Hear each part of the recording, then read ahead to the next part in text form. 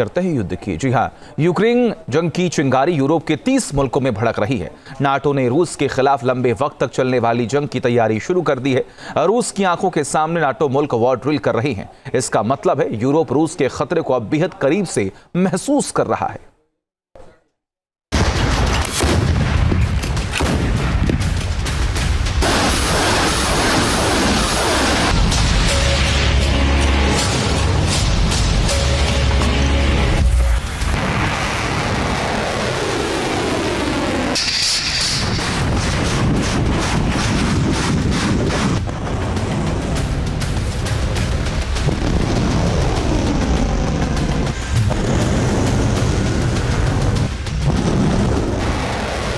सबसे बड़ी जंग की आग दहक रही है। यूरोप दहल रहा है।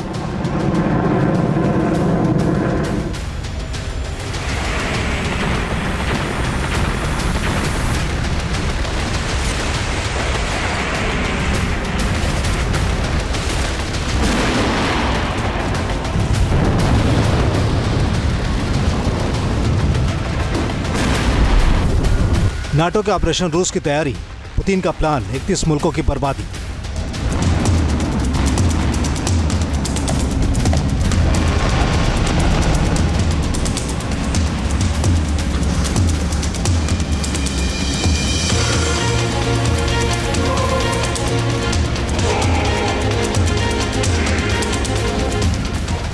यूक्रेन की जंग किसी ज्वालामुखी विस्फोट की तरह पूरे यूरोप को अपनी चपेट में ले रही है। चिंगारी फूटने लगी है।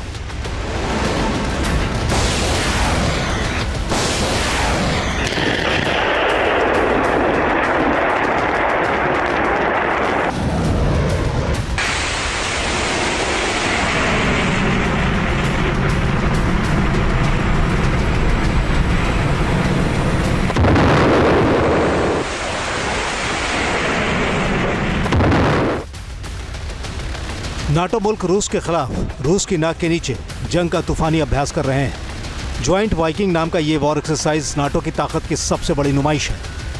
तस्वीरों से जाहिर हो रहा है कि नाटो रूस के खिलाफ लंबी जंग की तैयारी में जुटा है।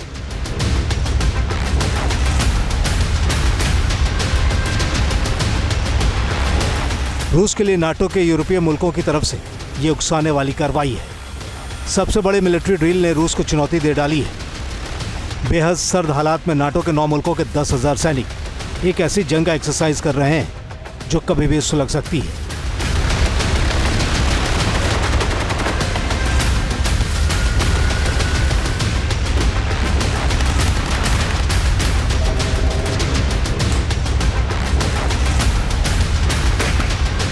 इस ज्वाइंट वाइकिंग एक्सरसाइज में अमेरिकी सैनिक भी शामिल है।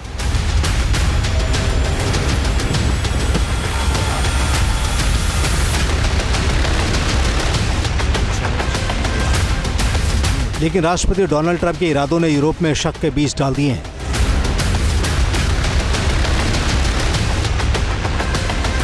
वैसे यूक्रेन को बचाने की कसम खाते हुए 26 पश्चिमी मुल्कों के मिलिट्री चीफ भी लंदन में यूक्रेन वॉर गेम पर मंथन कर रहे हैं।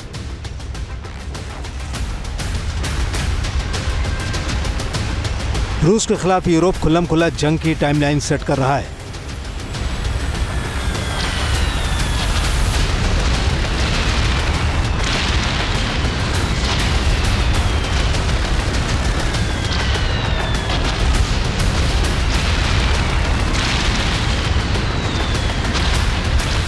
सैन्य प्रमुखों की यह मुलाकात अगले हफ्ते होने वाली है, लेकिन उससे पहले ब्रिटेन के प्रधानमंत्री कीर स्टारमर ने रूस के खिलाफ जंग छेड़े जाने का ट्रेलर दिखा दिया है।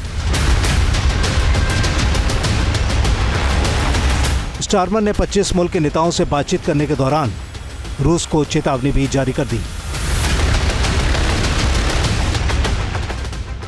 स्टारमर ने रूस के राष्ट्रपति व्लादिमीर पुतिन को कहा है कि अगर वो शांति को लेकर गंभीर है तो उन्हें यूक्रेन पर बर्बर हमलों को रोकना होगा और युद्ध विराम पर सहमति देनी होगी। दरअसल 25 मुल्कों की बैठक में यूक्रेन की हिफाजत जमीन, आसमान और समंदर तीनों तरफ से करने का वादा किया गया है। इसका मतलब है कि नाटो रूस को तीनों तरफ से निशाने पर लेने की तैयारी कर रहा है। ब्रिटिश नेवी तो शांति समझौते के तहत ब्लैक सी में नई तैनाती की तैयारी कर रही है। रूस नाटो की इस तैयारी को अप्रत्यक्ष तरीके से अपने खिलाफ जंग का ऐलान मान रहा है। स्कैंडिनेवियन नेशंस हों, बाल्टिक नेशंस हों या फिर ईस्टर्न यूरोप के नेशंस हों, ये सभी रूस के बेहद नज़दीक हैं। बहुत सारे देश रूस से सीमा साझा भी करते हैं और रूस के तमाम मिसाइलों की रेंज इन इलाकों तक अपनी पहुंच बनाती है।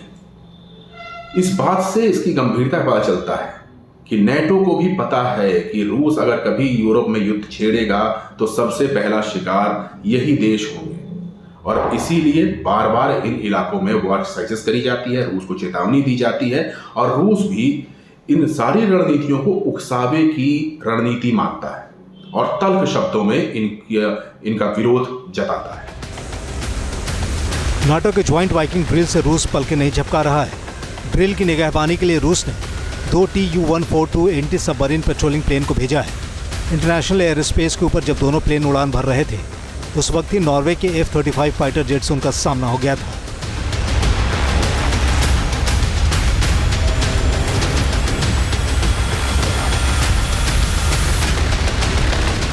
दरअसल यूरोप के खौफ की वजह भी। कुर्स्क में रूस ने न सिर्फ वापसी की है बल्कि यूक्रेन की तरफ से मौजूद नाटो के हथियारों को भी जमीन सुंघा दिया है। कुर्स्क नाटो के हथियारों के लिए कब्रगाह साबित हुआ है। यहाँ यूक्रेन ने तकरीबन 400 टैंक, 2872 बम गाड़ी और 1000 से ज्यादा गन्स गंवा दिए हैं।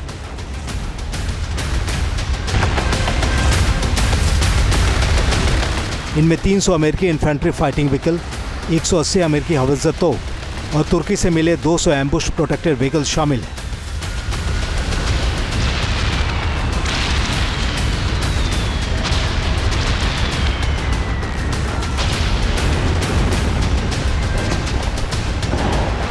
यानी यूक्रेन की तरफ से रूस के बढ़ते काफिले ने यूरोप की पेशानी पर बल ला दिया है। दोनों का पावर बैलेंस भी ऐसा है कि ये जंग बेहद भीषण साबित हो सकती है।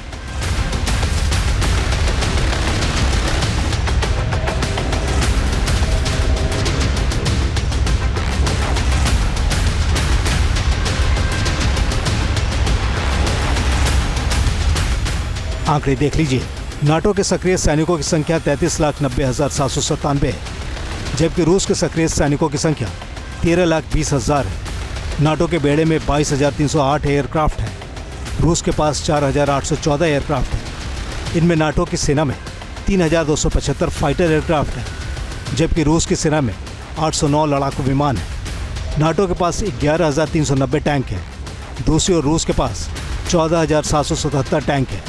नाटो के हिस्से में 8,49,801 बख्तर बम गाड़ियाँ हैं, जबकि रूस के पास 1,61,382। लेकिन परमाणु हथियारों के मामले में रूस आगे है, जिसके जखीरे में 5,889 एटमी हथियार हैं। लेकिन नाटो के तीनों मुल्क अमेरिका, ब्रिटेन और फ्रांस को मिलाकर 5,759 न्यूक्लियर हथियार हैं।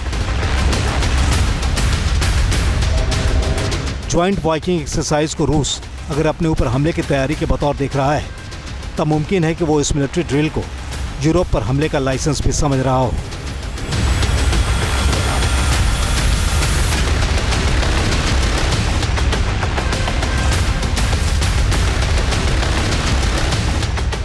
नेटो को एक चीज का डर हमेशा रहता है कि अगर यूक्रेन युद्ध से बात बिगड़ी तो रूस का अगला निशाना ईस्टर्न यूरोपियन नेशंस हो सकते हैं, वो देश जो कि नेटो के अहम सदस्य हैं।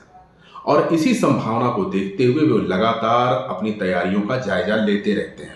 तमाम वॉर एक्सरसाइजेस जो इस इलाके में, नॉर्वे में, स्वीडन में, बाल्टिक कंट्रीज में या फिर ईस्टर्न यूरोप में होती रहती हैं, उनके पीछे मुख्य उद्देश्य एक तरह से प्रीएम्प्टिव एक्सरसाइज ही होता है।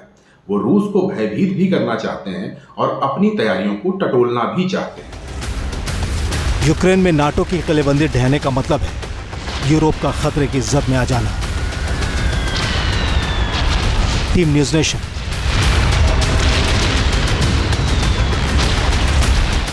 न्यूज़ नेशन अब व्हाट्सएप पर खबरों के ताजा अपडेट के लिए न्यूज़ नेशन के इस QR कोड को स्कैन करें।